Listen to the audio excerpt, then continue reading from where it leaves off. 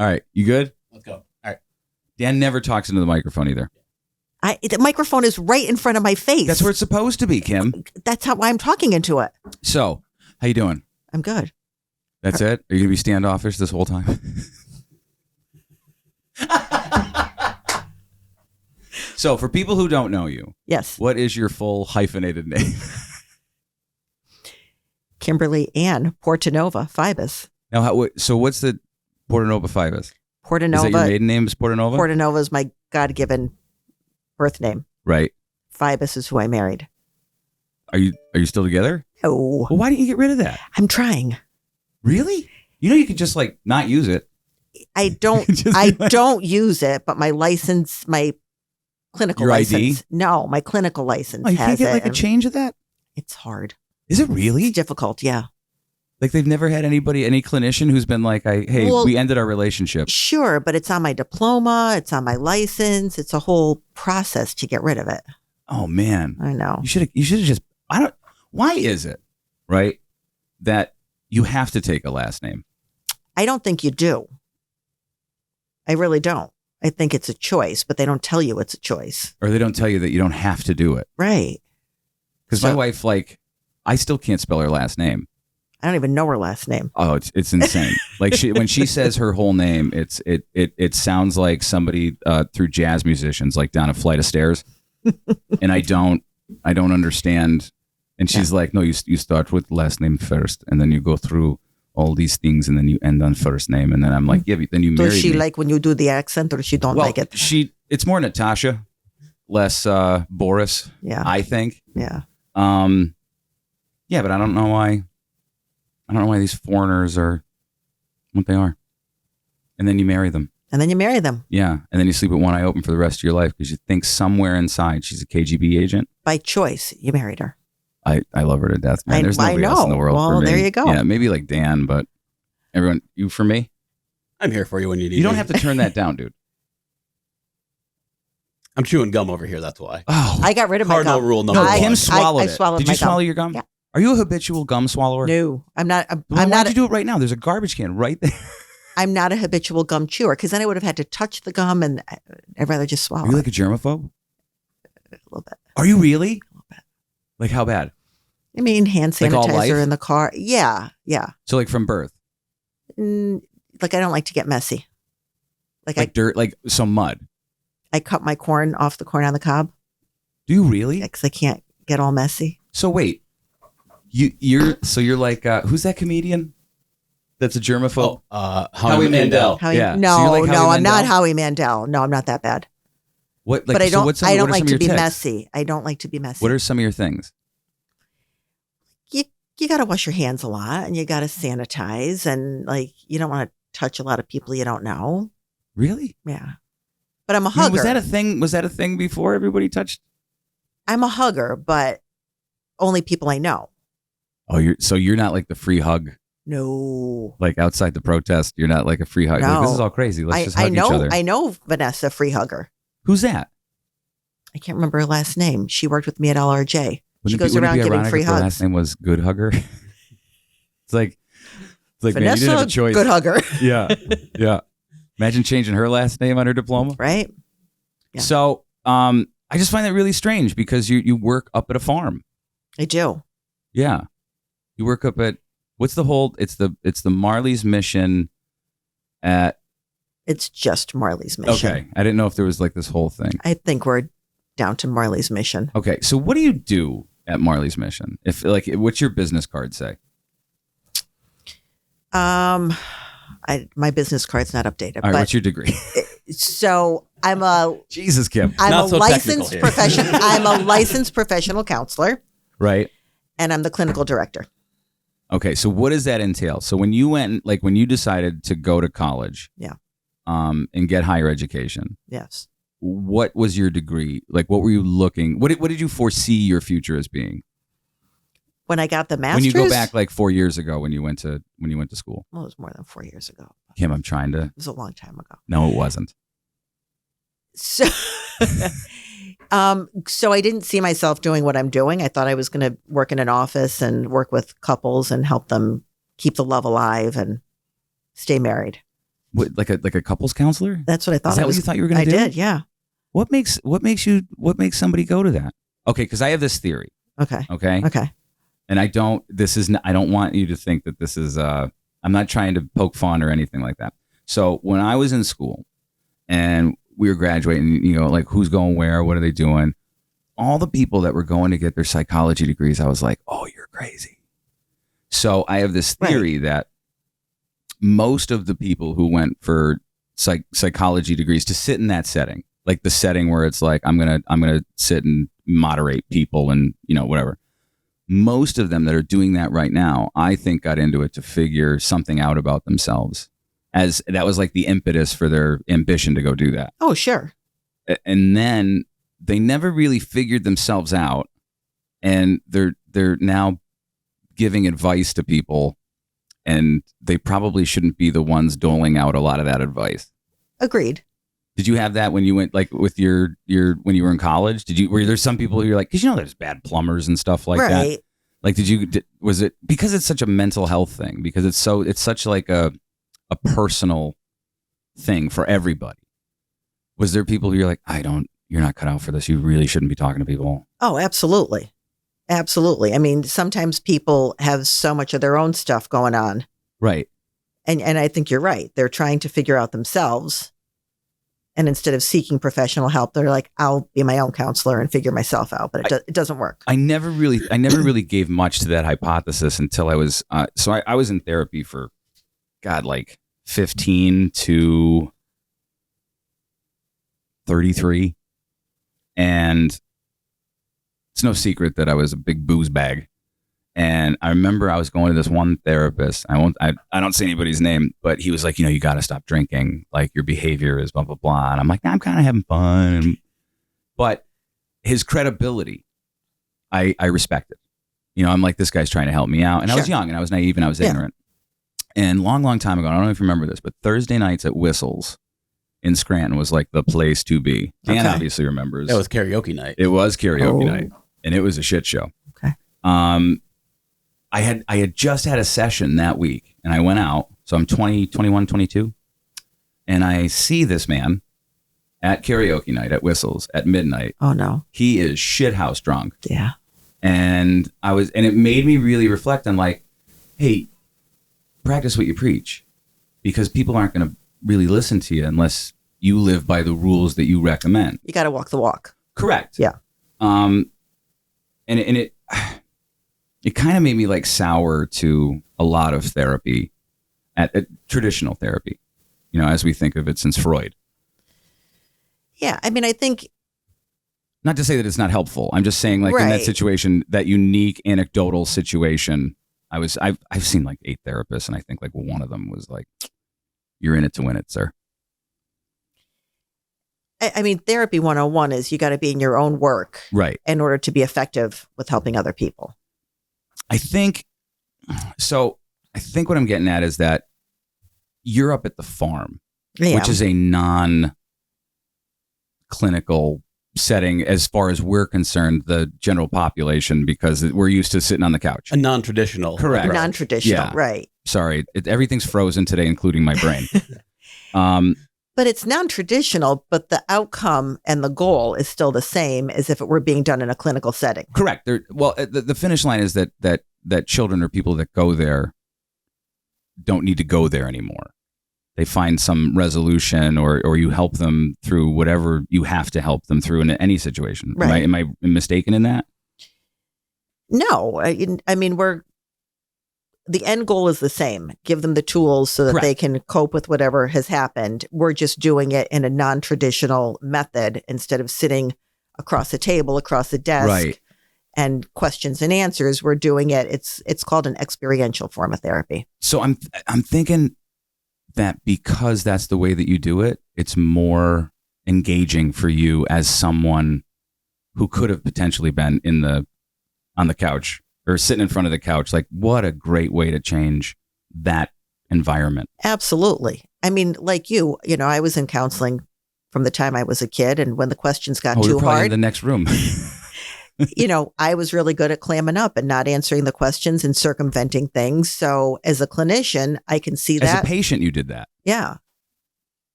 Wow. I was great at it. Really? Oh, yeah. Was this after you got your degree? No, this was when I was a kid. Okay. Yeah. Okay. Yeah. So you were subverting the process. Yeah. Do a lot of people do that? Yeah. Really? Oh, yeah. To a degree that we have no idea. Well, so, the old adage, you can take a horse to water, but you can't make them drink. Right. Right. It's the same thing. You can bring a kid to therapy, but you can't make them do therapy. I agree. 1,000% I agree with that. But I guess a lot of the times it's like, well, why are you doing it if you're not going to so I started doing meditations and stuff like that. Right. Okay. And it seems really crazy when you start doing it because you're like, this seems some science fiction stuff. But eventually, you have to learn to submit to it. You have to commit to whatever the process is. I do the float tank, and the first 20 minutes of the float tank, when I did it, I was like, what am I doing? I'm a crazy person. But then when you're like, I'm here for a purpose, I might as well use my time wisely. So just give into it. Right. Yeah. And I don't a lot of the times I don't understand. Is it trust that a lot of people don't give in or they don't believe in the process as patients?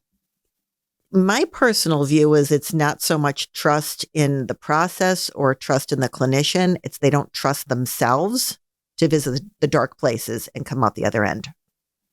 I think they feel like they're going to get to the dark place and they're going to get stuck there. So instead of succumbing to the process, and in order for therapy to work, you have to let down all of the guards that you have up, all of the brick walls that are insulating you from getting hurt. Well, in therapy, we're going to tear them down, and then you're going to be raw and you're going to be vulnerable. And if you don't trust yourself to find a healthier way to come out the other side, then let's just put another brick in the wall and mortar it up and keep myself insulated instead of giving in. It makes me sad that people do that. I think we all do it. But that's is that more like a natural protection that the people are they're afraid of moving to the next step of coming to terms they want with the to, things. but that extra step is maybe they think desire is enough. Sure. It's I want to feel better.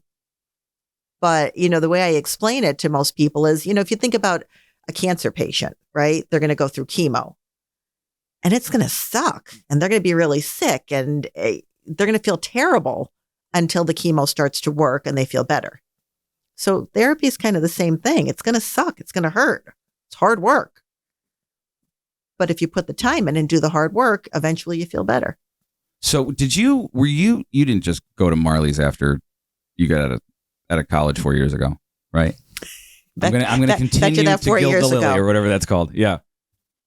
So when I did my undergrad in psychology, that was, a whole different ballgame. I worked at Scranton Counseling Center and a number of different things. When I got my master's, I did my field work at Marley's and I've been there ever since.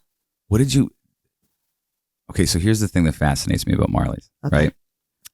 Is if your perspective on therapy is the Sigmund Freud way of sitting there and, telling me about your mother, then Marley's and how they do it seems so foreign to people to understand what that therapy is like. Sure. And did you have preconceptions about what it was going up there before you actually participated or witnessed what was going on? I didn't know anything about it. I was struggling to find placement for my field work, which was necessary to graduate. It's a funny story. Do you want to hear a funny story? That's why we're here, Kim. And you love St. Anne's. It's a St. Anne's story. Oh, I love their novena. It's a novena story. You have a novena story? It's a novena story, yeah. How about this? Finally, a podcast I can have my mom listen to. Yeah, so I was a big St. Anne's novena attendee. Okay. Every year. My mother, my sister, my kids. And so part of novena for me was going to confession. It was my once a year confession. You have 51 other weeks to do that, So I go to confession and the priest doesn't speak English very clearly. And I, tell him a few things that are going on that I want to. You keep going. That I'm, my sins. So at the end of it, normally after you tell them your sins, they give you your penance and it's, go and say 3 Hail Marys and 5 Our Fathers. And And so this priest says to me, okay, for your penance, go out and minister to children and help them. And I said, what? Excuse me, I know we have a language barrier, but could you say that again? And he goes, for your penance, you go and you minister to children and you help them. I said, what do you mean? He said, go. That's it now, go. So I walked out of the confessional and I sat in the pew and I'm like, did he really just say what I think he said? And I'm driving home and there's a billboard for Marley's Mission. No. Horses helping children. No. Yeah. Get out of here. Yeah. Okay. Okay. Do you remember where the billboard was? On the expressway. Okay. Yeah, I bet you can see it right now in your brain. I can. Yeah. And so I need field work. The priest just told me that I have to go and minister to children to get absolved of my sins. Right. And I see a billboard for Marley's Mission. So I went home, started Googling Marley's Mission, and started going through the list of the people to see who I knew to try to call someone at Marley's to see if I could possibly do my field work there. And what is field work? Like practical, like Field work literally in the field? Literally get hands-on experience doing the job before you graduate. Yeah.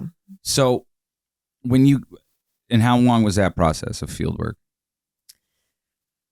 A couple months? Like 3 semesters. Oh, so that's like a year and a half. Yeah. Holy crap. Yeah.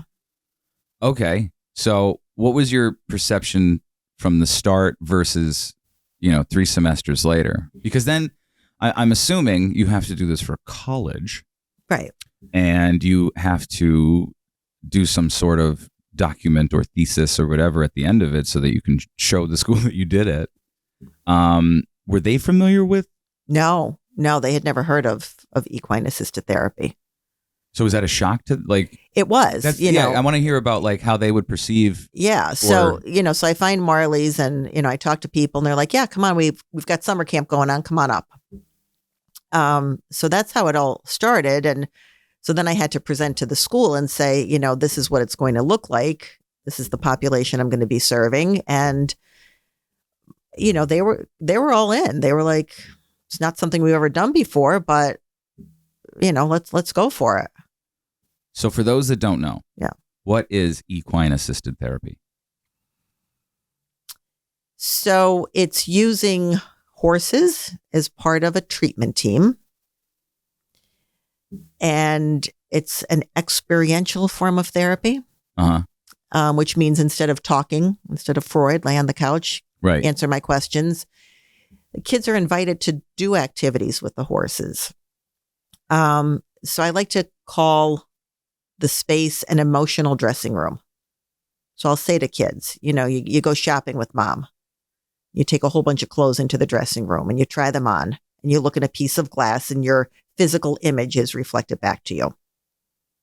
What you like, you ask mom if you could buy it. What you don't like, you usually leave crumpled up on the floor of the dressing room. Someone else will put this back on the rack.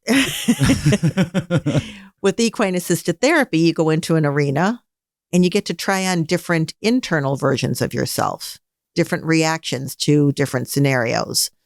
What you like is then your image, your internal image, your emotional image is reflected through the horse. For people who don't understand what that means, can you explain it? No. That's why it's such a difficult thing to... You really do. Because I didn't understand it until I went up there. Right. You have to live it and you have to stop and, look in a horse's eye and just really stop and be. I mean, do you ever look at someone and really just stop and look into their eyes? Like longingly or like... No, or like the universe is in there? Just like there's answers in there. Yes. So, I mean, I'm a person who believes that the eye is the window to the soul. Right. And a horse's eye is going to give back your true reflection. So what I've seen is that so kids that are in there have been traumatized in some way. Yes. And just like you mentioned earlier, you would game the system as a youth yourself. Sure. It's kind of fascinating to observe an animal of that size behave in a way that kind of informs you on how that child is feeling or what they're going through. Right. So a lot, if I'm not mistaken, the observation portion of it is more the animal. 100% the animal. Can you like imagine we're in the arena right now, Right. right? And let's say, one of Dan's kids are there because they're awesome, Dan. And thank you very much. You're welcome. As a professional, what would you be looking for to inform how to better proceed? So the first thing we look for on a barn tour, so that's the first time the kids are going to meet the horses. As much as we want to know what horse the kid likes, oh, I like the brown and white one. Oh, I like the small one. All right, maybe real quick, let's run us through the process on getting up there. So so what is the steps? So when you get up there to get up there? So referral process, anybody can refer anybody. Parent can call about their child, school counselor, pediatrician, other treatment facility, hospital that the kid's getting discharged from, any referral source. They contact us. We then make contact with the family, talk about the intake process, which now is a virtual intake because of COVID. Right. So we do that telehealth. And all forms are sent electronically. I think one of the unique things about us also with the non-traditional therapy is we set a standing appointment day and time each week. Okay. So, normally you're done with your therapy appointment and, hey, do you want to reschedule? How's Thursday of next week at 2:00? Right. We do it as a standing appointment because we want to make sure that animal, once that relationship is built, is reserved for that child. So the first time the child comes to the farm, and there is a relationship there. Oh, that's the whole point of it, is to build that trusting relationship. Let's not just jump over that. Well, we're going to get to that. Okay, we're getting to it. Okay. You asked the process. So you're my boss, Kim. So the first time the kid comes to the farm and they walk in the barn, the first thing I'm looking for is what horses have their heads out. Really? Yeah. Curious. Yeah. How many of them have their heads out? When the child approaches, do they keep their head out? Or do they pull their head back in? Wow. Child reaches for them. Do they keep their head out so the child can touch them? Or at what point do they pull away? It's all about the energy that child is carrying with them. And if it's too much and the horse isn't ready to take it on, they're going to pull away. So you're basically the whole time making visual data points from moment one. Yeah. So have you ever had a child that went through where like no horse came out? Yeah. What do you do in those situations?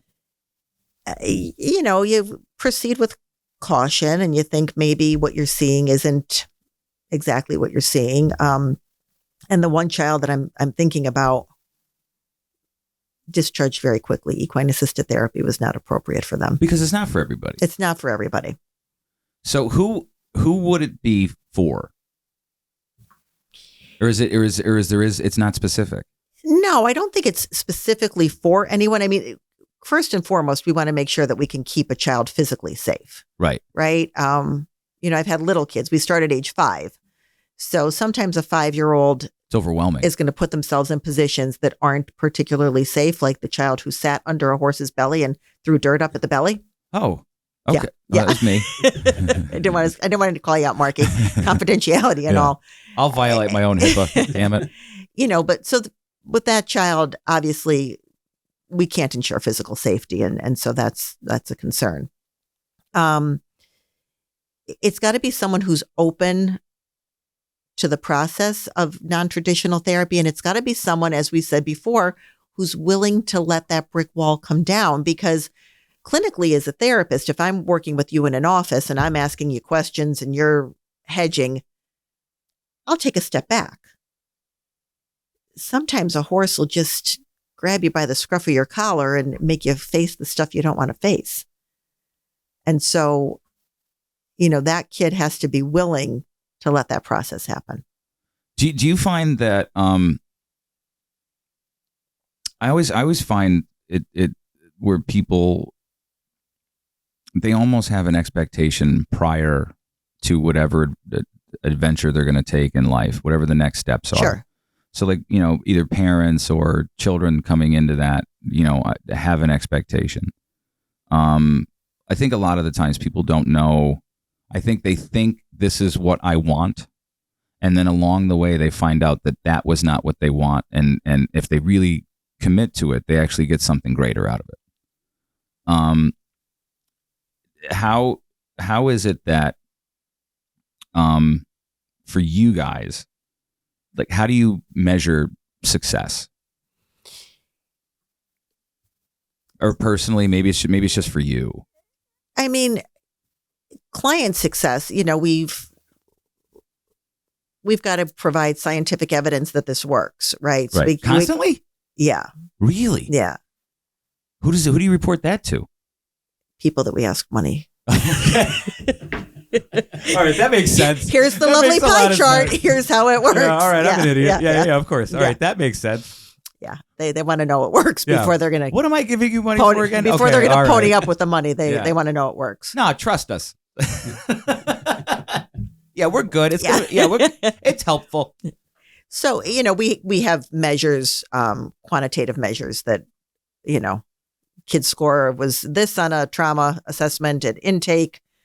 3 months into it, it was this. 6 months into it, it was this. Discharge, it was down within normal parameters. You know, it works. So I heard this this woman. I'm not saying it in a way where it's like that. I heard this woman, this female doctor, Okay. Who was in the NHS, which is I believe it's the National Health System of Britain. Okay. And I heard her. She had this really interesting take on trauma, and it kind of threw me for a loop because I never looked at it in this way. She said, and she had subsequently left the NHS to go work in, I guess you would call it, fringe medicine.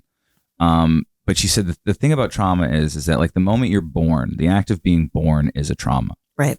When you're a child and your mother, you know, leaves the house to go to, let's say, the grocery store, the child does not know that that's not abandonment. They don't know mom's coming back. Right. And she kind of explained it in a way where, like, life is this like almost everyday experiences of trauma. And a lot of the times it's not having the facilities, or not necessarily the facilities, but maybe like the experience of, you know, terrible stuff happens, you know, whether it's a profound thing such as a loss or, you know, something you witnessed or happens to you.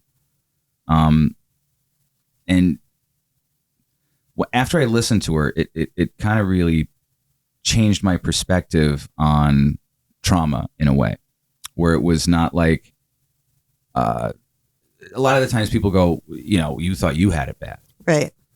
You know, like, your childhood was terrible. You know, my father, Wait, mine. Yeah, my father used to throw, you know, cold cuts at me. Yeah. But it doesn't diminish the severity of it. So even though each trauma is unique to each individual, you don't know if that hurts that person at an 80% or a 10%. And there's people that you see in life where it's like, man, I would never survive that. And they're like, yeah, I got through it. It was okay. And then there's things that I go through where I'm like, you know, if I get a cold, I'm insufferable. I have the man flu.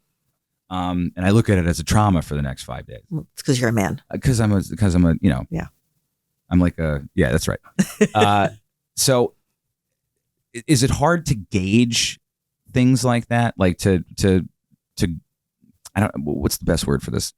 Not grade trauma, but put it at a severity level from like yellow to red, or do you know what I mean? Where it's not just this solid thing. So I think when we look at clients, and I will tell clients, you know, there's no one over the age of 2 that hasn't experienced trauma, in my opinion. 1,000%. You know, whether it's daddy dropped them off the changing table, or like you said, you know, mom went to the store and whatever. Dad went out for smokes 20 years ago. So I think we look at it more in terms of an acute trauma, something that has just happened, versus a chronic trauma, something someone's been dealing with for years. And I'm not looking to define necessarily the severity, but because sometimes it's like it just hurts them more. The person's ability to cope with it. Yeah. And so the example I give to kids in the beginning is, you know, Marky, you and I are in New York City in the back of a taxi cab. Okay. and the taxi cab gets into an accident. Okay. We're both physically fine. The next day you go out and you hail a cab and off you go. And the next day I'm like, yeah, I think I'm going to walk. Right. And one day turns into a week and a month. I'm having a traumatic effect of the accident. You aren't. So to me, trauma is more defined by a person's ability to cope with an event that has happened in a way that yields a healthy result. That's the way I define trauma. So so sometimes it's like this little spark, right? Sure. Let me, in my flowery way of understanding it. So it's like this little explosion, right? And, for some people, explosions are terrifying, and some people they're fireworks, and they're beautiful. Mm-hmm. Have we gotten any closer, either in study or literature, to kind of understanding? I bet you there is no way of understanding this, but like certain characteristics of people, they would be more prone to have a super affecting trauma to them. Whether it's people born in third world countries or I was listening to this guy in North Korea, and he's like North Koreans don't long for love because they don't know what it is. Sure. Whereas you and I would be like, that is a terrible place to be. Right. Well, and that's so many of the kids we see have something called reactive attachment disorder. Okay, explain that RAD. to me. Yeah. So that's a child who at infancy. Reactive attachment disorder. Yes. Okay. So at infancy, their needs weren't met. You hear a screaming infant, you're a parent, what do? Go and pick the child up. You go back to your Xbox, right? Is that what you do? But a lot of these kids either grew up in orphanages or, parents drug addicted, and their needs weren't met. So they've learned, to kind of self-sustain. Like you said, that third world country, they've learned to self-soothe. So they have a very hard time making natural emotional attachments to people. Right. And it's sad, and their brain development has been affected by it. And they're stuck in that pattern of that age where their needs weren't met. So chronologically, so there's no like emotional growth or chronologically, they might be even 12, experiential. Right. But emotionally, they're that 2-year-old child whose needs weren't met. How do you work in this field? I love it. I know, but sometimes it's like, it's when you do a certain profession and you have to come home, I'm always trying to find the right analogies to do it. And because I'm sitting with you, I'm trying my hardest not to say the most the outrageous things. You should. To kind of get my point through. You should just go, Marky. I'm so terrified of Gene Tallarico watching this going that's what you chose? That's where you went with that? He's not going to get mad at you. He'll get mad at me. Really, for Kim? allowing me to. That was your answer? What were we just talking about before I got anxiety and terrified of Gene? Okay, let's just go. I have notes here. Okay. COVID bothers me and the whole process of it. And I remember back in March of 2020, and I was terrified. I literally thought the streets are going to be lined with bodies. When they locked down the schools, I went, the generational impact of this is going to be unfathomable. Yeah. I don't think there's a number that you can put on it to put it into scope. Yeah. What has transpired? Because I know it takes time. Because it's not like on Tuesday they shut everything down, on Wednesday you see what's going on. Over the last 2 years, and this is going to go. People don't realize this. Whatever this is going to go on past today for a very, very long time. Yeah. What have you observed? Especially in, over 5-year-olds to adulthood, and is it different? Sure. Per age group. Yeah. So COVID has become one of our recognized traumas for kids. Okay. So I go back to March 2020, and I remember April and I sitting in the office, and we're watching the news, and we're like, crap, they're going to shut us down. We're going to be next. And so we proactively shut down to kind of figure it out. So you guys basically shut down because like we know it's coming. Instead of waiting for the train to hit us, let's just we didn't know shut it how down. to safely do what we were doing. Right. So we said, let's shut it down until we can figure it out. Okay. How long was that for? I think there was a week that it took us to kind of figure things out. And, the telehealth trend was already starting. Yeah, it was started a few years ago, right? Right. Yeah. And a lot of people were moving in that direction. And I was very anti-telehealth. To me, therapy is a personal connection between therapist and client. I couldn't agree more. So we knew that if we were going to continue to see our kids, we needed to jump on the telehealth wagon. So we got trained in telehealth and the ethical, appropriate way to do telehealth. Oh, I can't even imagine that bag There's of a worms. whole lot of rules that go with it. That Really? Oh, yeah. It's not just like, hey, no, there's a lot of rules that go with it. I see you're still in your PJs. Right? Yeah. You'd be happy that they were in their PJs. Oh, so what are you calling Jeffrey Tubin? So I didn't know there was video of that, by the way. Did you know that? I've been working from home for a long time though, so like I don't everything even that's wanna happening ask with people now, I'm just like, welcome to my world. Yeah.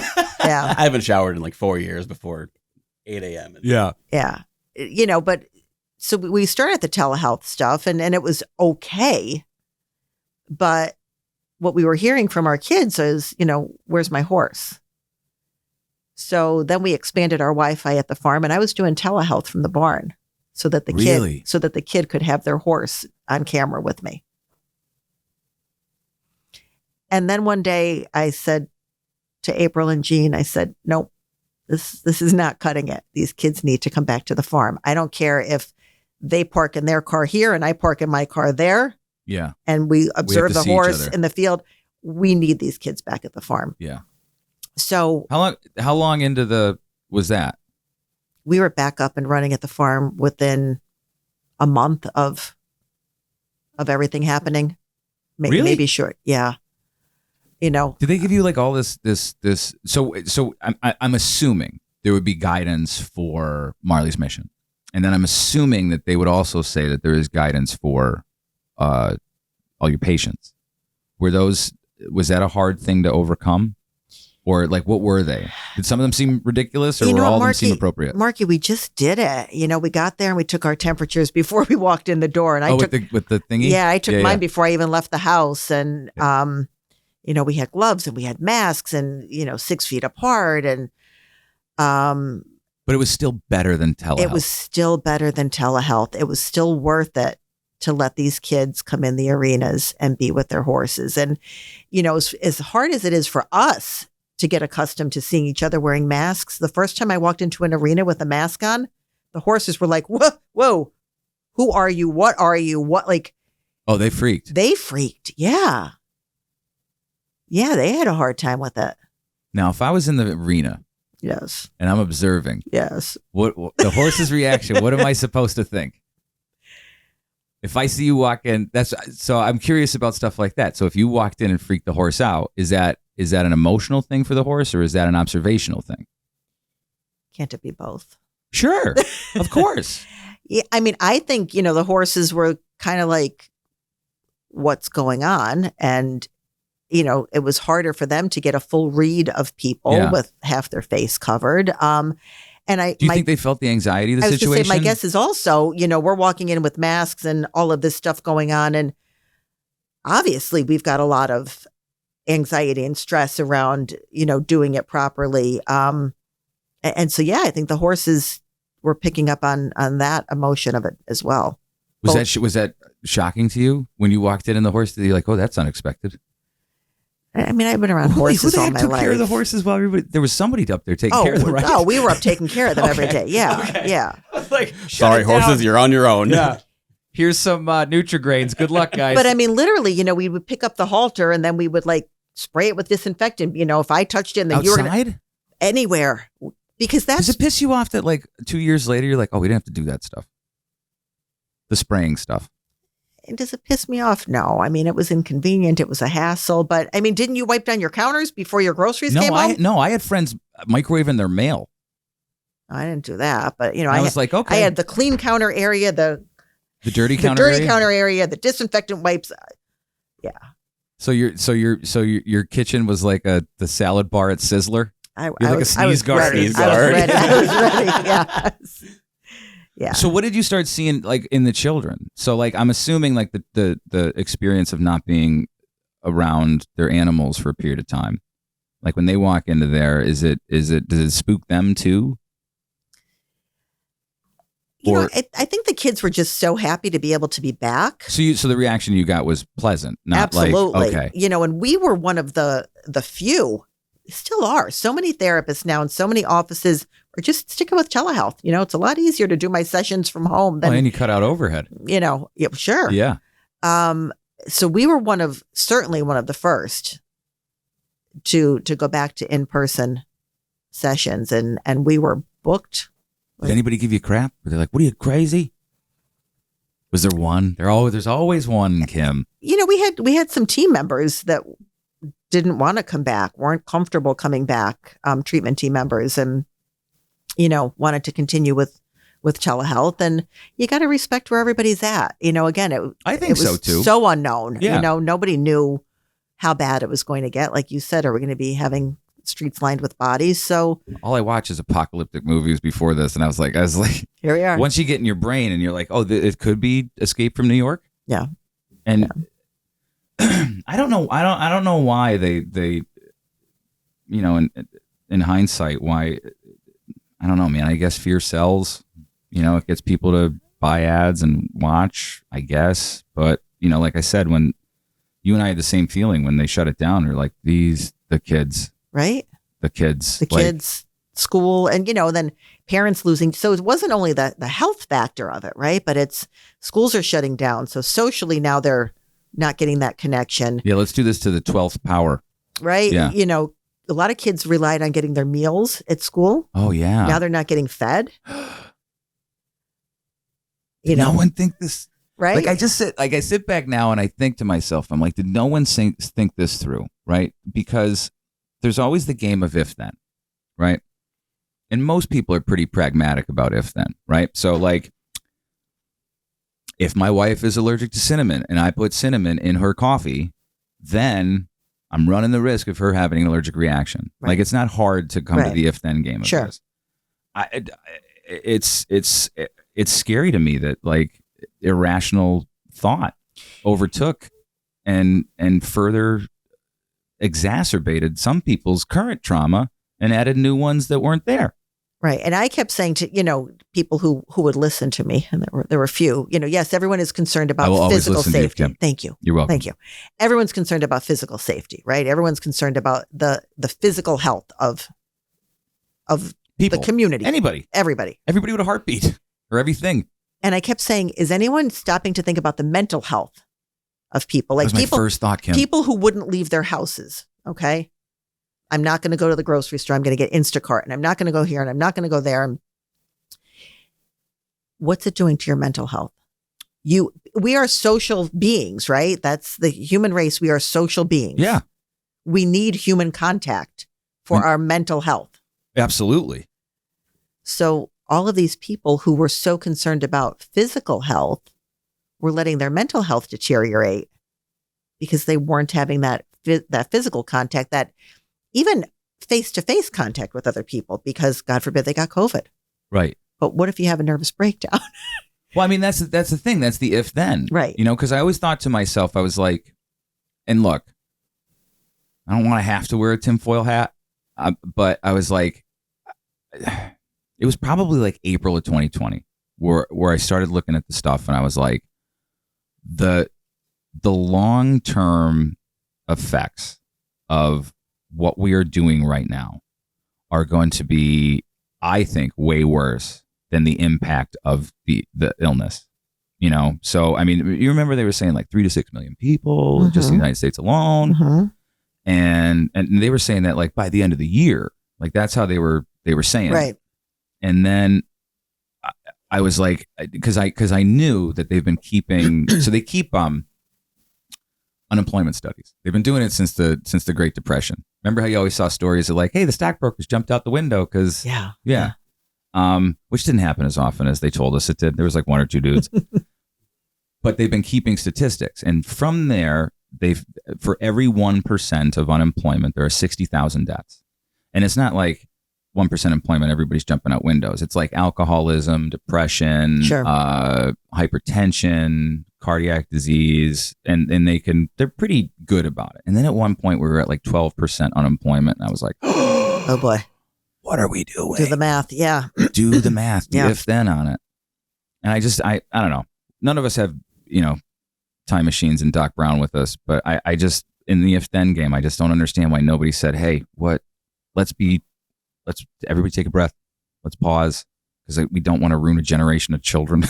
No. And, I mean, from grade school children all the way up to, my kids are in college. Yeah. How old are your kids? 21 and 20. Which one's the worst? Like the most trouble. So my son Benjamin. My sister was the most trouble. My son Benjamin is me. Okay. Beautiful and funny.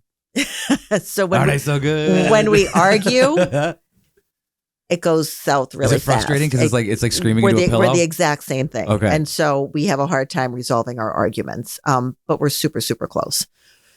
And my daughter is the sweet. She's the part of me that's like very giving and empathetic, sweet and empathetic, and like will give of herself to her own detriment. Like that's like kind to a fault. One of those. Yeah. That's not a bad trait to have, though. For your own sake, it is. Well, it is. I don't know, man. If she can find her way in this world and not be broke and still be tough. a great person, she's tough. Well, then she's a stab you in the heart kind of person. So she was dating a guy one time. Just once. And she should have stopped. Don't men suck, Dan? We suck. We're terrible. He body shamed a friend. He did. What's body shaming? Like, I can't believe your friend wore that skirt. Like, she's a little bit too heavy to wear a skirt like that. So it's body shaming. Is that what it is? Yeah. I just don't wear tight clothes for a reason. And she was done. My whole life. She was done. With him? Yep. Because of that? Because of that. She doesn't take any shit from anybody. Did he say it like to the girl? He said it to my daughter. Oh. And she was like, did you really just body shame my friend? And he's like, yeah, but come on. She was done. How would we have handled Cosmo or Vogue like 15 years ago? Do you know what I mean? Like they were all like, it would be, they did this. Like the Cosmos and the Vogues, like the body, that stuff where you're supposed, but they would also criticize. Oh yeah. Do you remember I remember my mom would get like People magazine every week. She wouldn't get like Vogue and stuff, but I remember just like, and this was before you had iPads. So when you used the restroom, you needed something to read. And I remember reading them going like, man, these people are pretty cruel.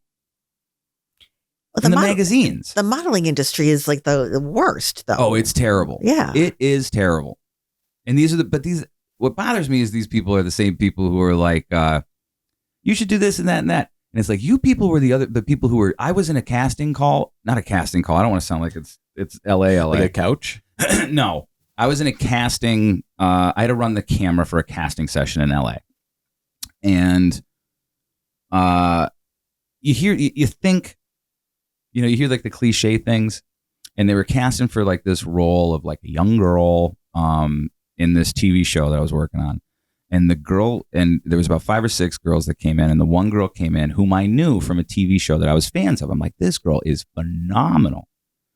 And she gave a great read. She was very sweet, very nice. And when she walked out the door, they were vultures. They were cruel, cruel vultures. And it's not like I was friends with these people. I'm just sitting in the corner operating the camera. Yeah. And that's why kind of like the reason why I left. I'm like, you people are terrible. No one from LA is from LA. No. Everyone there is from like Missouri. Melting pot. Yeah. Yeah. Yeah. So there's no like identity, but they all get stuck, right? So like you feel like and this is maybe a psychology thing. I don't know. You're the therapist. Maybe I'm curious and I'm asking you questions. You feel like you want to be part of this club, and the club is whatever you think LA Hollywood is. The beautiful people. And you don't want to make waves, because if you make waves, no one's going to talk to you, no one's going to hire you. You have to go with the doctor, and you have to, and I saw it happen where people are like, and I'm like, this is crazy. I'm trying not to be specific because I don't want people to think I'm nuts. But you saw it all the time. You saw people who compromised their beliefs to be part of this group, and the group was Hollywood. Yeah. And it was kind of like a huge petri dish compared to like smaller groups. And I always equated it back to like, what would that group be in like Scranton? You know, who would be the group that I'd be trying to like be a part of, just so I can get some perspective and try to understand. And I'm like, I finally moved back here because I was like, I'd rather get stabbed in the heart than stabbed in the back. And I know people from Scranton, you know, they will hate your guts, but if your house catches fire, they are doing the spaghetti dinner and they're doing the fundraising. Oh yeah. Yeah. You know, which is always the most beautiful thing about from being around here is that your mortal enemy will help fundraise for you if you've experienced a trauma or a tragedy. Yes. All right, that was my tangent. So what have you seen? So horses. Yeah. What about Marley's Mission? No, so what have you seen over the last 2 years and like especially today? Like in the last year, what, without being specific because I don't want to, you know, talk about any patient in particular, like what are some of the things that you're seeing coming through that didn't exist before or have been amplified because of? So I think, you know, a lot of it for kids, this virtual learning just doesn't work. You don't say. Yeah. Yeah. Yeah. My kids are the worst at it. Yeah. We gave up after like 2 weeks. My kid just sat there and like drew. Like what we ended up doing was, all right, you're not really paying attention here because he's only was second grade, but he would sit at his desk and draw all day long. So we would just be like, you know what? Work on your art. If that's what you want to do. Just go do that. Yeah. Which might be a better way to do it. It might be. Let's figure out what the kids are interested before we tell them what they should be interested in, and maybe that'll lead to, I don't know. That's my utopian version. Okay, so continue. But, so, you know, academically, kids were struggling. How bad has it gotten? It's bad. It's bad. You know, I mean, kids are repeating grades of school because I just hear no one talking about this, and because you're in the position that you're in, maybe I can get informed about, like, is it as bad as I think it is, or is it not as bad as I think it is? I think it's as bad or worse than you think it is because it's so, you know, we've got virtual learning. We've got multiple kids in one home trying to learn simultaneously. We've got kids who in school had TSS workers or even like the IEP school-based kids behavioral health things. We've got kids who are on the spectrum who are now trying to learn virtually. I mean, it just doesn't work for everyone, and it works well for so few who are just the mainstream kids. And I mean, my kids are bright kids. Yeah. And, you know, they had a semester of college that was virtual and they struggled. You know, my daughter's last year of prep was virtual. I think that's a big part of it too, is that like, when you're older, you're more, you know how the education system works, you know how to learn things. So moving into that virtual, I got my master's all online, right? So like, by the time I was 35 or whenever I did it, I was old enough and smart enough to know, like, okay, I have to focus at these points. I need to hit these deadlines. And you have to be self-motivated. Exactly. Yeah, and these are just kids, and you're expecting them to understand the structure of school when they've never even had a single year of structure in school, some of them. So they don't even know how to sit there through the day and to learn and to focus. And this is your break now, and this isn't then. Yeah. There's my tangent. It was so compelling. I dropped my phone. I think he's right. I think that there's not a lot of. One more time to say that I was right. You're right. You know, it's the social aspect, right? Kim, it's just I don't understand like how no one saw this coming. It's so baffling to me. Right. And now we want, you know, these kids are the future, right? These kids are the future of the country. That's why we procreate. Right. Otherwise there is no future. And now what? I don't know. I don't know. That's the thing that like, and they're going to believe in a system that is supporting them when the system is just failing them over and over again. Which system do you mean? Like the schools, the education system, or like how they're educating them? And I'm going to say it. I don't know what the answer is. Okay. I don't have the answer of how we give kids, you know, how we keep them physically safe and have them not get communicable diseases and, you know, let them go back to school. But what we're doing is creating a lot of trauma for them. I mean, is it overwhelming, do you think? Like, do you think it's almost like you have to like train more therapists now, and there is no supply chain for that in the way that we think there is. So there are so many of us therapists in Lackawanna, Luzerne County.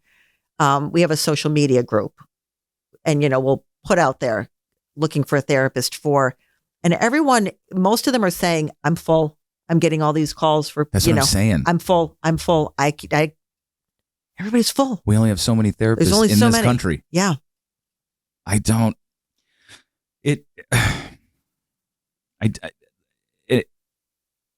It's really nice. Hindsight's always 20/20. It's really nice to look back in time and criticize a Monday morning quarterback.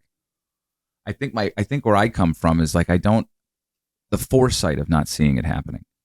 I find it hard to fathom that somewhere along the line, in whatever chain of command somewhere went, this is unsustainable, and it's going to have generational impact on our youth. I've just never seen a situation where it's like there's a global problem when we chose the over 80 over children. it just blows my mind, and it makes me sad. My grandmother passed away right before COVID. I'm like, she would have never survived this. She would have never, but she listened to Art Bell and shit, so she would have been like deep in the rabbit hole. Even at 96, she's like, the aliens are coming. And before she died in December of 2019. Okay. We used to love breaking her balls because she was so out there. And now I'm like, man, I wish she was here, because I think she was right about a lot more shit than I thought she was. Like, think about it, right? Right. June of last year, the federal government comes out and says UFOs might be a thing. And none of us batted an eye. We didn't even, that would have been the biggest story of our lives when we were younger. No. Remember, I came down here and I was like, hey, Mark, they announced aliens are real and nobody's talking about it. Yeah. We were the only two that were like, this is shouldn't people be talking about this? This is a big deal. It's a big deal. No. I don't understand it. So you guys are getting volume. We are. Yeah, definitely. We've had to space out our sessions a little bit more. We used to schedule every 75 minutes, and when COVID hit, we were disinfecting everything in between, and spraying down the horses with Windex. Scheduling out every 90 minutes. Well, then there was a thing, can horses get COVID, and can horses transmit COVID? And they're called animal reservoirs. Yeah. So, we've had to expand out the day, and you can only do sessions. You can't take horses out into the pasture when it's pitch black at night. No. So, we only have so many times that we can see kids. What's that happening? So the future, right? So if we look ahead, what is it looking like? We were talking before about like there's just not enough clinical people to build the army that we need for the mental health of people. What does that mean for an organization? Like you are now turning people away, probably, or at least getting, at some point it's going to come to that. Don't you think, to a degree? So, just math. I mean, that's where it goes back to, my daughter being too kind, and I can't say no. So, if someone, are you going to be doing till midnight now? During the peak of things, I was scheduling Saturday clients again, because it's all that, parents are working during the week, and that's the only time they could get Susie to the appointment. So, all right, bring her up on a Saturday.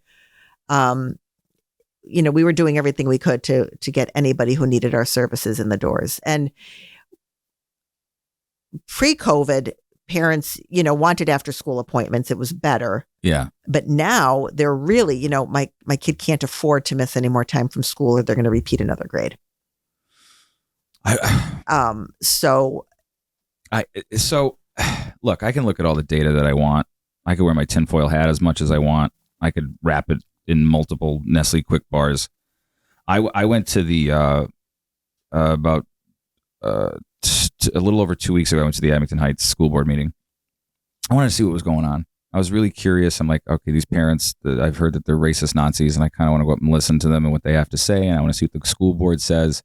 Regardless of my opinion on those two entities, there was a mother up there who was not with any group. And she came up and her child has now missed since November 21 days of school for not getting COVID. She was missing 21 days of school because she had a close contact. So then she's out for 6 days. Then she goes back, and within like an hour, she's out for like another. What? She's never showed a symptom. She never. What are they? Can you explain this to me? Is it just? I don't understand it. It doesn't make sense, because for everybody, they should be like, we should pull back as much as we can to get whatever this air quote life as normal was back as much as we can, especially for kids. Yeah, I don't know if... I'm not asking you to take a stand on anything. I don't know if anyone, has looked at other alternatives. That's what I'm saying. It seemed like there was about 3 or 4 options, and everyone stuck with it. And we all know that life's more nuanced than that. I mean, equine-assisted therapy is something that it should be more mainstream than it is, but not a lot of people talk about it. No, not a lot of people talk about it. Not a lot of people still people will call and, so when does Johnny start riding the horse? Oh, they think no, we're not riding the horse. You're training for Saratoga. Yeah. That's what they think. Yeah. Or still, no matter how many times I ask parents to not say these words. What words? Have fun. Oh, do they really? I go over to the car to get Johnny, and I tell the parents, have a great day, refrain from saying the words, have fun. I get Johnny from the car, and we're almost, the door's almost shut. And Mom yells, have fun. No. No. Matt. Did you tell your husband that before couples therapy? Right? Yeah, let's have fun, hon. Yeah, here we go. Have fun. Yeah. And but that's just, I mean, it's not, they just don't know. It's not, they're doing their best in a terrible circumstance. They are doing their best. But I think it's very confusing for a child. Absolutely. I'm going to go in now and work on, this terrible thing that has happened in my life. And Mom's telling me to have fun. And which is it? It doesn't, it's not, I'm not having fun, but she said to have fun. So I must be doing it wrong. And, well, in my experience especially with Marley's Mission, and I'm not up there. I mean, I'm a lot of fun, but well, that's what I'm, so what I'm saying is like, especially like summer camp and stuff. Yeah. Like there is no, it's not dire. No. And it's not dour. Every one of those kids, and then they have the Scranton Police Department and police officers from all over the area up there. They volunteer their time, and they have a blast. Some of that, for some of those, fun. For some of those, I talked to some of those cops. For some of them, it's one of the most profound experiences of their life. Absolutely. Just going up there and having that. There's good energy up there. Oh yeah. And so okay, good energy. But you see, I have rocks over there too. I have like energy. Want to see something crazy, Kim? It's my energy bracelet. Oh wait, let me pull out my cancer sticks real quick, and then I'm gonna show you this. I have. He's reaching in his pants. Well, I lost weight, so I got new pants. I know you lost weight, and they're like tighter because I got a little over ambitious. I'm like, I can get these. So I have in my pocket a bag of tricks. A bag of I'll show you. This is not romance, Dan. Turn this off. This isn't romance. This is nice. Okay. So I have these rocks. Please turn the music off. You're talking about rocks. I'm playing music. That looked like a tooth. So this is a bear claw, and this is a tooth. Yeah, I knew it looked from like a wolf. And so I have all these rocks, and they mean all this different stuff to me. And they're all for different purposes. Where did you get the rocks? Strangely enough, like all these different places. So like this one is from Arizona. Seriously, can you please turn that off? I can't even concentrate. I'm thinking 8,000 things. This is from Arizona, from the sandstone. This is kyanite from Georgia. This is obviously quartz, but I just recently got these two, and there's these little things that like I'm now doing to like keep my center. So like to me, this is like write the string around your finger so you don't forget. Sure. I used to do that to remind myself not to lose my mind. Like always be present, always be there. So then I kind of transitioned to these things because it's my binky. It makes me feel better. I don't know why I brought that up. Dan started playing the music and I got really excited about it. We'll leave that there. So, the gala. Tell me about what it is and how long it's been going. So I think this is our 11th. Well, it would have been Gala? more. Well, right. We only missed 1 year, right? We had it. Yeah, no, you missed. We had it 2020. Yeah, it was. We didn't have 21 correct. because we were right before COVID Right. in 2020. It was February. It's always around like Valentine's Day. So it was around my weekend. birthday. Yeah. No, it's President's Weekend every Right. year. And then a month later, it was game over. Right. Yeah. So I think this is our 11th gala. It's our biggest fundraiser. It's the biggest opportunity for people in the community to give to us so that we can continue to give to the kids. Right. We're the only place that does mental health services free of charge. It's never Wait, what do you mean the only place? Like how far? mental what's health the radius? services free of charge. There's nowhere else in the country that does that? No. Wait. I didn't know this. We are the only equine-assisted psychotherapy facility that does it for sure. Okay. That's incredible. Yes, it is. That is Like incredible. wrap your brain around that. It's unwrappable. For the thousands and thousands of kids that we've seen, none of them have ever spent a dime to get our services. How is that possible? We rely on the kindness of strangers. But that's the But that- amazing thing. It is. And that goes back to what you were saying before about LA versus Scranton and the community Yes. here rallying around, right? You know, you hear these horrible stories about kids getting hurt and people want to help. All the time. It's unbelievable. So the gala is a way that people can help. You know, you want to come to the gala and buy a ticket, you're helping. You don't want to come to the gala. You're not a black tie optional kind of person. You don't like to get on the dance floor. Whoa. It's black tie optional? Not for you. Oh, damn it. Damn it. Not for you, Marky. I hate suits. You look good in a suit. I do. It's bizarre. I just bought a new one for the gala. Good. Yeah. Good. Micah convinced me. He's not. He was supposed to be here. You're, but he you're just looking at him. Hi, Micah. He just had a The empty I'm sure chair. he feels terrible, but he had a family thing that he had to go to. You got to do the family thing. Yeah, absolutely. I'm not the guy who's like, but No, you go. Family first. You know, and I get that some people are still a little COVID scared, right? You know, so buy a ticket for someone else who's not COVID scared, you know, make the contribution. Well, because here's the other thing, like, and not the other thing, but to go back now more than ever, is it incredibly important. It's so important. And I get the economy is where it is. And I get that, you know, people are hurting. But you and I aren't hurting to the same degree that some of these kids are. And we need to do what we can do. We need to pay it forward for these kids. 1,000%. There's just no other way around it. These kids need us. They need our services. What happened? Whoa, Oh, you dropped the microphone? Almost. Man, talk We're all about. good over here.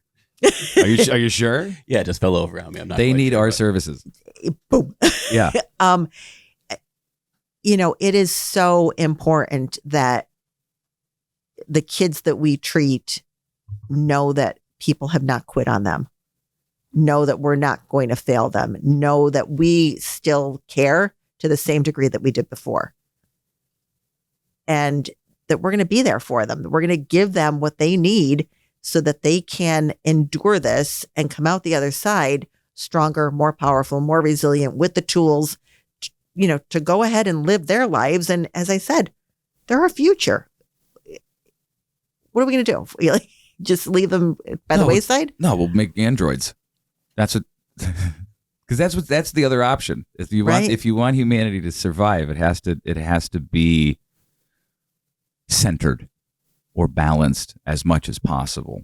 Because if it's just trauma-rama, then you know nobody's gonna get out of this alive. Well, right, and this pandemic is the one shared experience that I know of in my lifetime that's not just our nation, but worldwide. Right? I can't think of anything else. You mean in my lifetime? In my lifetime, no, there's nothing that has affected the entire world. No, the way this has. So, you know, what do we expect? How do we expect these kids to come out the other end if we don't throw them a lifeline and say, hey, We're going to help you figure it out. I keep harping on it. I still don't understand why no one was like, hey, let's make sure we keep the lifeline there. Well, that goes back to, when April and I had the conversation. Okay, hey, board, we tried the telehealth. It didn't work. So now we're opening our doors back up. And, thankfully, we have the people at Marleys and the board that supports us. Absolutely. Yeah. You guys are the clinical people on the ground. You say we need to open our doors back up. How do we do it? How was the guidance for you? Because I know, I'm friends with restaurant people, and they were like, yeah, we could open, but our guidance isn't going to be written for weeks. We don't even know what it is. Or did you guys proactively kind of put your own guidance in place at the time? I think basically we follow the CDC. We put up signs of what the steps were. Right. But that was...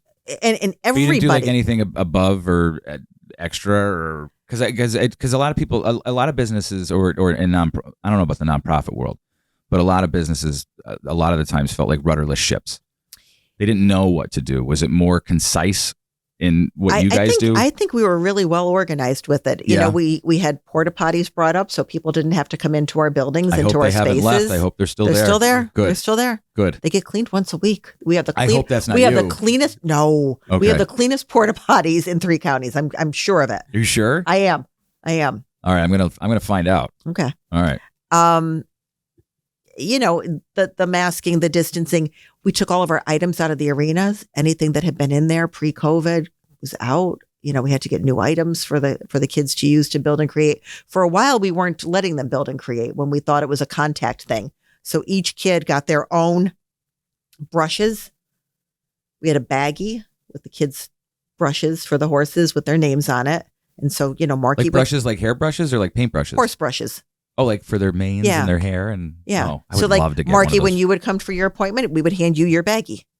Oh, okay, so cool. no one else was touching anybody else's stuff. That's when everybody thought it was, if I touch this and then you touch this and you touch your eye, we're sharing COVID. Yeah. So we took a lot of steps to ensure the safety of everybody. And then how far into the process were you like, okay, now everybody can touch? Well, the other thing too is some of when you get new stuff, you always get better stuff. You get better stuff. Yeah. Yeah. Well, when they stopped saying that we had to wipe down our groceries, we were like, all right, I guess we don't have to wipe down our pool noodles anymore. Do you remember them? Do you remember them saying that we have to wipe down our groceries? We had to wipe down everything. I remember it was a thing, but I don't remember anybody ever going yo, it's on your groceries. I don't remember that. I don't remember that. You don't remember people saying, if you're going to go to the grocery store, please, if you're going to touch this bottle of water, let that be the bottle of water you're going to buy. Don't put it back on the shelf. Who was it? Was it? I don't even remember if it was. No. But we listened. They said Why it. did we listen? It's not like they were saying eat your vegetables. They're saying microwave your mail. Some of us listened more than others, I think. Well, and remember, you could not get a thermometer. They were gone. Then you couldn't. Oh, that's right. You couldn't get Tylenol because they said take Tylenol, not Advil. So McNeil Pharmaceuticals, they made millions because everyone was buying Tylenol. I still don't get the toilet paper. The toilet paper, stockpiles of toilet paper. Why? Clorox wipes. Oh yeah, Clorox wipes too. Those were flying off the shelves and everything. Now you can't get. Now you can't get the test kits and the. As a professional, well, can I pose a thought experiment? Pose a thought. Okay.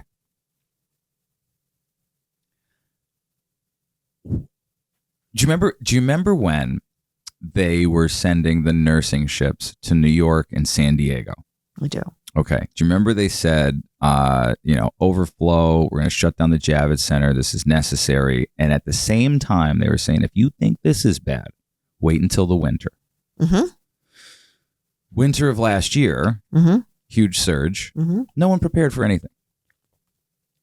No one. Not the hospitals, not anybody to be like, hey, it's coming. This year, no one prepared for anything. Why would they do that? Why would they not prepare? And I'm posing a question. Yeah. Isn't that weird? It's rhetorical, right? You don't really want an answer. I mean, if you want to answer it, I'll be happy. I mean, I don't really have an answer. I think the hope was that this winter it wasn't going to be as bad, and it's not as bad. Well, no, thank God for whatever that new one is, BA2 or whatever. Oh, we have one after Omicron? Yeah. So, okay, here's the I crazy. don't you know anything I about don't this? know. Okay, this No. is crazy. So Omicron, right, is the new dominant strain. Right. Omicron, if you're religious, is a gift from God. Symptoms of a cold does not get into your respiratory tract. It's a throat thing, which is great. Omicron was BA1. That was the name of the strain. Okay. Delta came from the original strain. Okay. So like in the evolutionary process of it, that's where we got Delta. They're really bizarred out about BA1 because Omicron comes from the natural virus, the original virus, and they can't see the steps where it got to there. So it almost seems like it came out of nowhere. BA2 is the other one. So there's two Omicrons. Oh. And they don't know where they came from. One's BA1, one's BA2. The good thing is ICUs are down. Right. Deaths are down. Right. Cases are out the wazoo. Right. So everybody's going to get it, and they should just try to be as healthy as they can to get it. Sure. The majority of the time, you're okay. So I started looking at, I looked at the statistical numbers, right? So if you have, I hope I'm not going to make you mad at me or think I'm crazy. I already think you're crazy. So like my age group, right? So a lot of people do cost benefit analysis on their risk reward. Okay. So I'm a 90 in my age group at the 40. It's about 99.8 are going to survive. Okay. Right. Not a problem. Okay. Unfortunately, the 80% of the people who have suffered from this have been obese. I don't know what it is. They hypothesize something about the fat cells in your body where it overproduces whatever it does. So that 99.8 now gets reduced because I'm not obese. Okay. I don't have, the majority of people had 4 to 5 comorbidities. I don't, not that I know of, I have any. So my number reduces, right? And that's kind of how like I went through it all. I was like, you know what? Eventually we're all going to get this. So if I have like now what I thought was a 1 in 1,000 chance, I now have like a 1 in 10,000 chance because I don't fall into these categories of like diabetes, hypertension, Sure. stuff like that. So I had to like, that's how I kind of tempered my experience through the whole thing, or calculated risk or whatever. Okay. I just saw a poll where they think the certain groups of people think 50% of the people who get COVID end up in a hospital. I knew that wasn't real. Right. So that's kind of how I went with it. But the good thing is that now we're at where we're at. We can't do anything about the past. The past isn't, we need to make sure that whatever tomorrow is, we're prepared for it. So my hope is that people start paying attention to the well-being of the children more than they are now. Because I think we're over the huge whatever this whole thing was over the last 2. I hope. I cross my fingers And every day. giving equal weight to the mental health of the children. No, that's what I'm as to talking the about. fit- I wasn't talking about the right. physical. No, I know. Yeah. I was talking about me anecdotally. Right. But it screwed with my head real bad when I got COVID. It was terribly unexpected. I'm telling you, I know you were healthy one day. I saw you. But I turned it within 24 hours of me seeing you. I turned into a psychotic. Wow. Like the first 2-3 days of having it, like I said, I was sick for about an hour and a half. I knew I was sick because I'm like, my nephew, I was playing with my nephew and I'm just like, get off me, which never happened. Right. So I had a fever of like 99.8, 99.9, which was gone the next morning. And then it was the next 5 days was a roller coaster that I put myself on without a seatbelt. And I have no idea. I couldn't get out of it. It felt like all the negative energy in the world was just shooting into my heart. I didn't feel like I wasn't sick, didn't have a cough, no physical pain. It just felt like that free floating anxiety of whatever it is. And then when my wife said, so my father's like COVID crazy. He's like, I think he drank the vaccine. My mother, my sister B were totally against it. So my dad brought us down over here, like the test. So I took the test on a Sunday, and then Friday he dropped off extra tests so that, like, you know, after a few days we can test and make sure that we're good and we can leave. Well, he's so COVID crazy that he used 1 out of the 2. So the only person I wanted to get tested was my wife. I'm like, you test. If you're good, you got to go back to work. I'm driving you batshit crazy.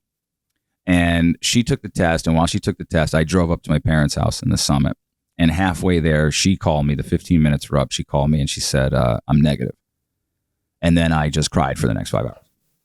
Wow. Yeah. Couldn't believe it. I've been trying to she didn't get it? She did get it. She gave it to me, the bitch. Oh. Yeah. Well, she got me sick. She shared. Yeah, but I was more concerned about her being okay because like I was telling you before about the how I weighed the risk. Right. I kind of threw my eggs into a lot of baskets. And it was like I just wept for 5. So when I showed up at my parents' house, I'm a puddle. And I'm outside and I'm like, I'm here. And my dad opens the door and COVID crazy. I'm sobbing. He's like, what's wrong? I'm like, nothing. This is good. He's like, you need to come in. And I went in and we just, all of us had like a great cry. And it was awesome. That's awesome. It was awesome. Love a good cry. Yeah. I haven't done it in 10 years. Wow. Now I can't stop crying. Good. I cried twice at the Matrix movie. I've seen the Santa Claus movies. I cried at those. It was unbelievable. I can't, now my wife thinks she married somebody who isn't a lumberjack anymore. I don't think there was ever a question there. I hate you, Dan. Shut up. It might have to do with your bag of rocks you're carrying around. I can't believe she's still with me. It's unbelievable. Like Dan's over at my house like once a week. But so, real quick, for going through the whole experience with that. Yeah. Somebody like Dan was very instrumental for my sanity because because I was crazy at the beginning of it. We were together the night when like Scranton announced they were like shutting everything down. Okay. And so then, but you and I didn't hang out for like a couple of weeks after that. Right? Because I was COVID crazy. Yeah. So having somebody like Dan, I think people need people in their lives. So Dan's the level-headed one? Nothing phases him. He's never upset. He doesn't cry. He only laughs. He doesn't really get angry. Is he on meds? That's not true. No. I'm actually like an emotional disaster, but I hide it well around He doesn't others. tell me. I don't project it onto people. I'm happy you suffer in silence. It's my problem, not yours. So I know a good therapist. But I'm my best therapist though. But you wouldn't have been hanging out with me if you didn't feel like you needed to also. Yeah, I knew that like the disassociation amongst people was going to be a terrible thing.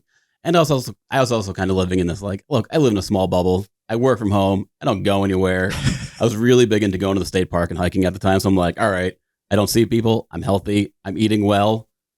What's my risk of really getting this? Right, and if I get it, but whatever. So basically what he's saying is prior to COVID, he was a loser. So, but I didn't realize how important it is to have people in your life like that that are just like there for you. Absolutely. And back to my original question. What was it? Who the hell knows? I don't Kim? know. Horses. I'm so happy. I'm so happy that all of us are sober and talking like we're in the bathroom at 4 a.m. Projections. If no one pays attention to the mental well-being of the children right now, yeah, especially adolescents, teenagers, what's the best case scenario if no one is paying attention to this?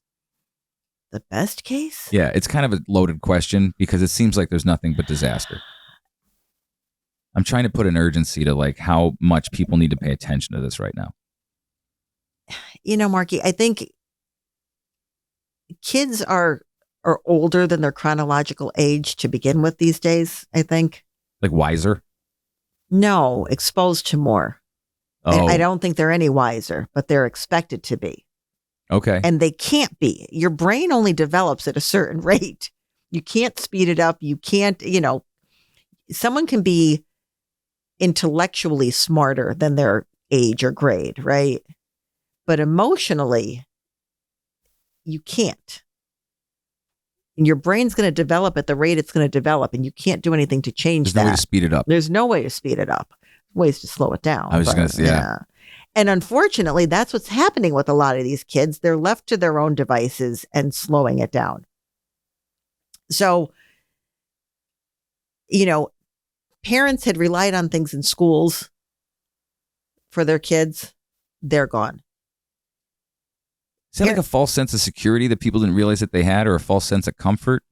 When it's like, whoa, wait, what does the school do for my kids that I didn't realize they were doing? Well, right. I think it was, there was this community of of people who are helping to shape a child's life, right? You've got parents, grandparents, aunts, uncles, siblings.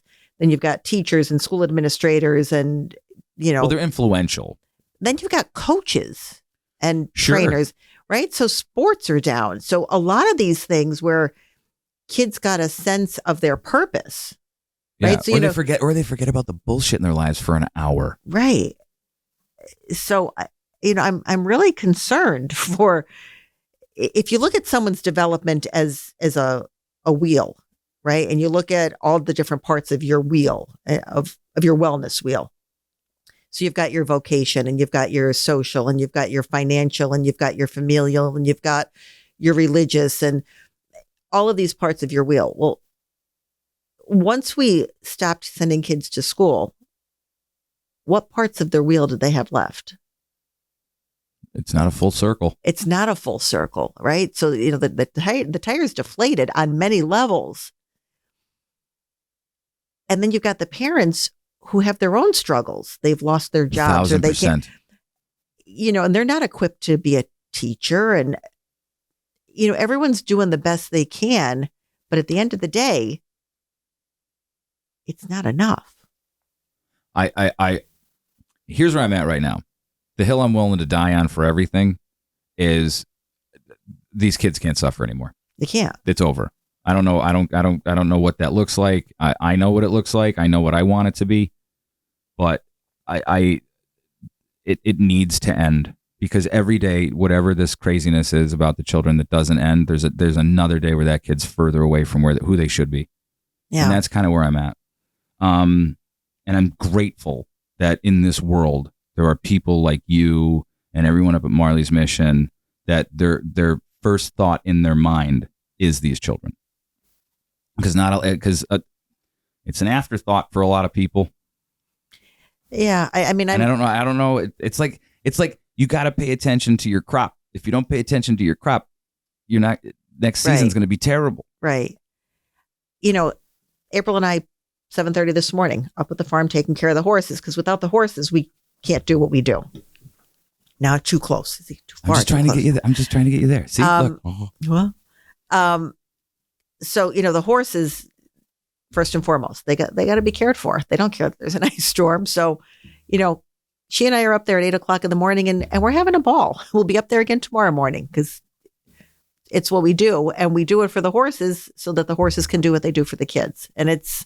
But you're doing that to get to the goal of the children. Of the children. Yes. Of the children. It's all about the children. I've learned how to be grateful. I've learned over the last 2 years how to goose fraba the world a little bit better. I'm nowhere near where a lot of people are, but I can recognize good people. And I'm so thankful to have people like you in this world, and I know them. Our crying moment. Oh, are you going to cry? I could. Well, I'm not watching Santa Claus 2, so I might not. Or Matrix Resurrections, which I cried twice at, which is the most bizarre thing I've ever done. You got to cry over the real stuff. I do. Okay. But it gets you. The point is to cry. You got to get that out of you somehow. Like it's not unmanly to cry. Do you know I love when my clients cry? Like I get so excited. Because it's a breakthrough. That's a profound authentic. moment. It's authentic. Yeah. Yes. Yeah. It's not like you're sitting there eating potato chips like, yes, No. cry more. No, No. It's that that there's been an impact in that moment. Yeah. Whether they recognize something they didn't want to recognize, or they, overcame whatever the thing is that they didn't, I think it's a beautiful, that's why when my dad was like, what's wrong? I'm like, no, it's good. It's good. It's good. Yeah. Do you have a napkin? Yeah. So, okay, the gala. I want just real quick about the gala. So the gala, what's the date of the gala? February 19th. February 19th. Yes. Where can people get tickets? Dan, you want to pop the website up there? Marleys Mission. It's behind you also. Oh, is it? I'm an idiot. Yep. So marleysmission.com / I'm not going to read all that. Just go to marleysmission.com. The tickets are right there. They're available on our website.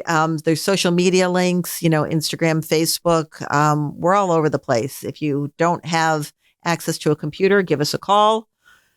Dan, go lose that pop down menu. February 19th, 2022 from 6 to 11 at the Hilton in Scranton. Tickets are available on marleysmission.com. What's that down in the bottom? Oh, they are also partners with Amazon Smile. What else? If anyone wants to, are the sponsorships gone? Could anybody be a sponsor? Anybody can be a sponsor. Dan, Yeah. click the become a sponsor thing. Where's that? We don't have to show the screen the whole time too. Become a sponsor. Your mouse is on. Hey, look at that. Second- Master yeah, of Ceremonies. underneath. Oh, me? Marky Denenbaum. Yeah, and Stacey Stevens. She's my Become a homegirl. gala sponsor. Okay, scroll Yeah. down. If you want to become a gala sponsor, the amounts. Oh yeah, it's awesome. Yeah. So they have $100 blue ribbon sponsors. Everything in a price range from $100 to $10,000, which is too rich for my blood, but for some people around here, it isn't. And that's the thing, folks. You were just talking.